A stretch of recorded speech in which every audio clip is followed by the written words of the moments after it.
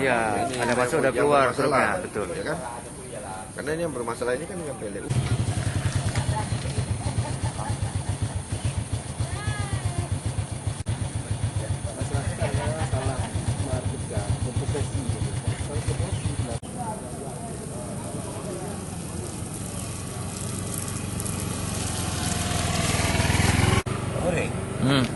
Dek, ini tolong nih dek, di rumah, di depan rumah ada sumur ada, di depan rumah ada masuk, di bunga.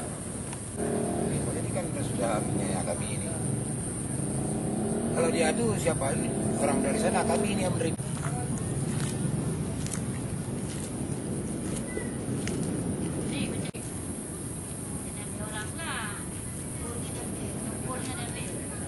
Kalau tidak bayar kami punya rumah, kami pindah. Nah, biarlah batu bara kemari kan. Tapi gara-gara ini sudah sangat tebal batu baranya, bukan tidak bisa bilang lagi. Jadi ke dapur, ke rumah masuk, semua masuk. Jadi cucu-cucu kami korban jadi dengan batu bara yang begini.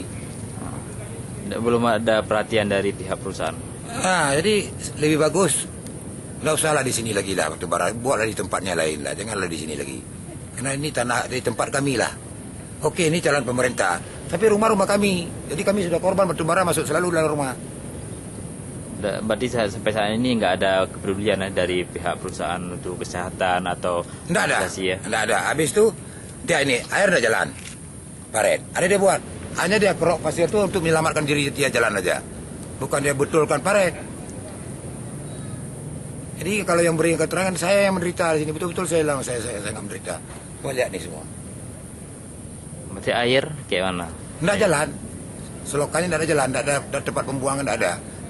Jadi kan nggak jalan air. Jadi kalau diserampu dia nggak jalan. Nama Pak Cik siapa? Anwar Pohan.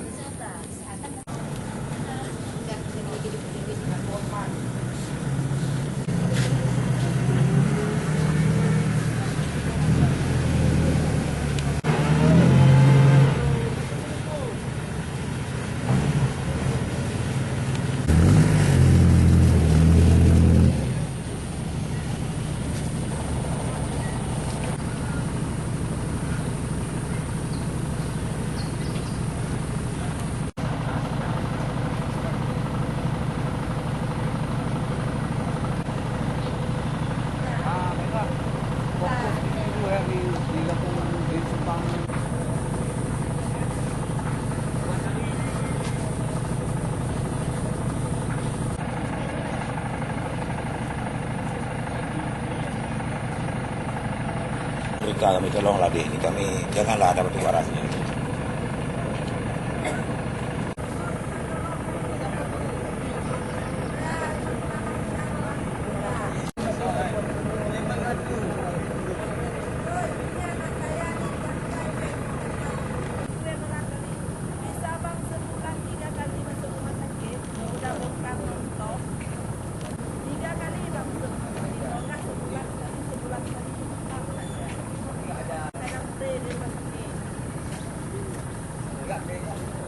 Saya biaya makan semua lewat depan, udah jelek lewat depan.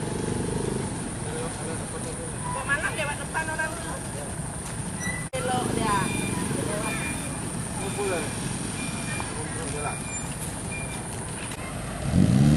Lihat aja. Nah. Itu sagam. Kita urus sagam. Sagam. Hah?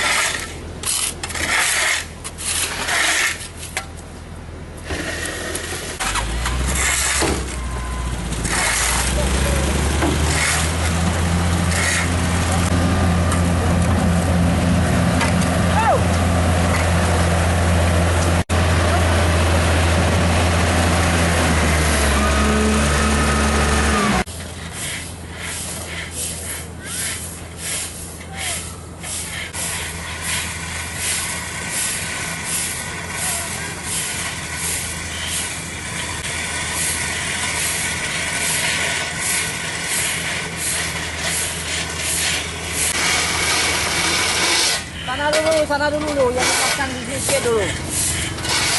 Pak,